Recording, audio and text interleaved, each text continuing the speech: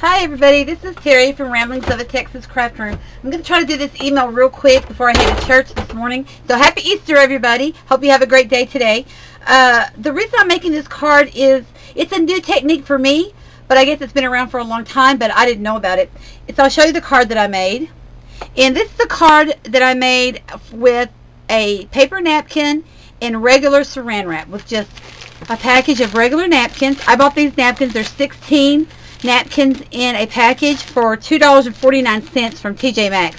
And there's 6, when you spread them out, there's 6 flowers on each napkin. So you can make 6 cards with one napkin. You can make over 90 cards from this one thing of napkins, and they're really pretty. You take the napkin and you iron it on with this cling wrap. Put the cling wrap underneath the napkin and iron it on, and that's your glue. And it works beautifully. It gives it a beautiful texture. It looks like it's screen printed on, or it even looks like canvas. It is a beautiful, beautiful card. And all I did was add some cinnamon and add some ribbon, and it makes a beautiful card. If you're trying to do a large amount of cards and just a little bit of supplies and money, this would be your best bet. I got these. I also got these. There's also 16 in here. This would make a beautiful Mother's Day or even 4th of July. And they're 99 cents. And I got these at Tuesday morning.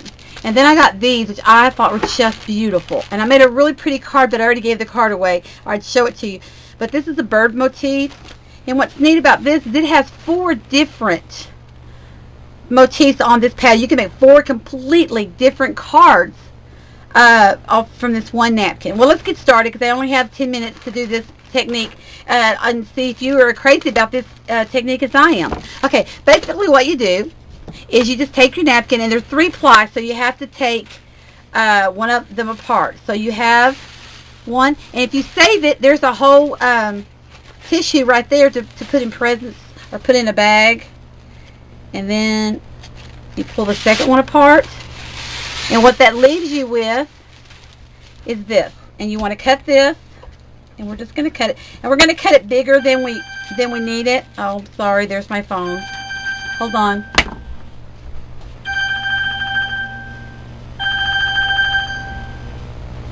I apologize. Okay, just my kids. Okay. Wanted to know if I'm heading to church yet. Okay.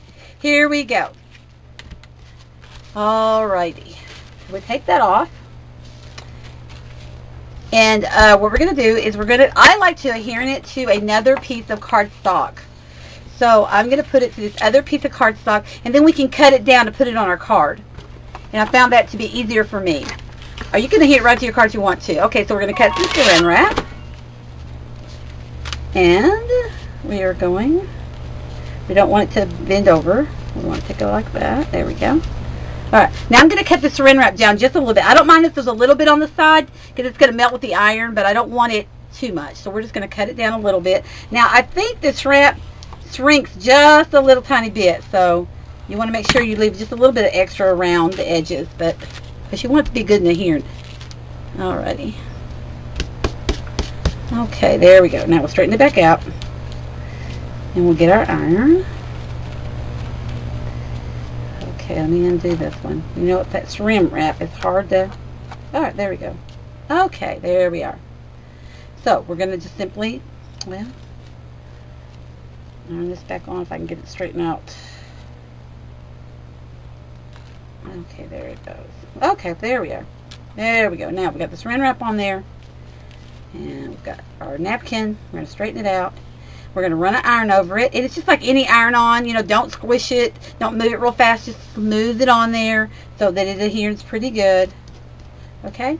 Now, what I like to do is put another piece of cardstock on top so that it just... You can put fabric on top if you like, but I find the fabric just, I don't know, it takes forever to warm up. And so you just slide it gently. Just let it get warm. And I have about a medium heat on here. It's not too high. And we're just going to set it and let it go over it so that the saran wrap melts and it just adheres it.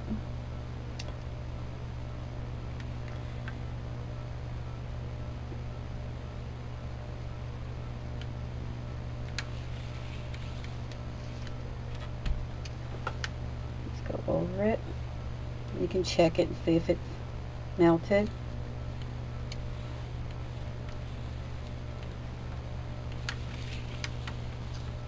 It's hot, very hot, so be careful picking it up.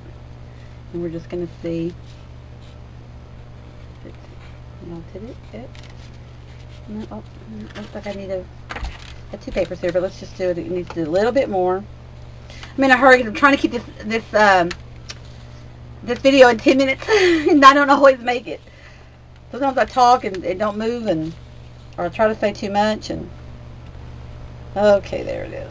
It's melting now. I can feel it underneath it. All right, let's check it. Let's look at it and see.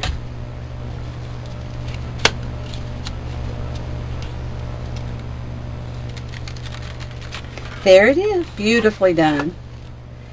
There it is. Now, you can take it and just go back over it a little bit if you want to make sure it's good and smooth.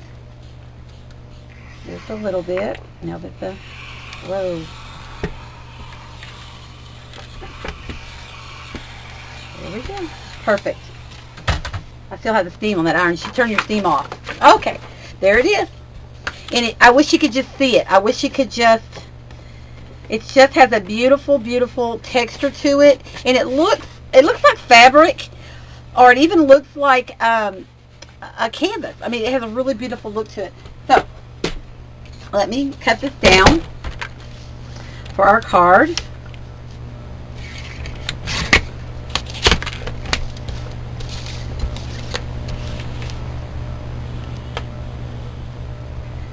Let's see. I think I'm going to cut it here.